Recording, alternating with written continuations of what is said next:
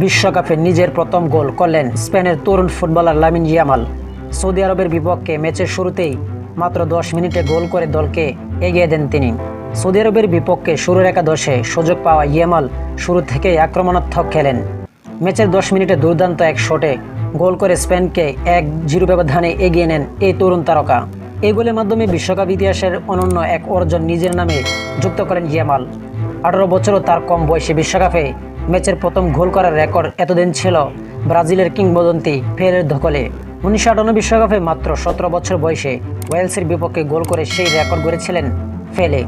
প্রায় 68 বছর পর সেই রেকর্ডে এবার ভাগ বসালেন 18 বছর বয়সী ইয়ামাল। শুরু একাদশের সুযোগ পেয়েও গোল করে নিজের প্রতিভার জানা দিয়েছেন ইয়ামাল।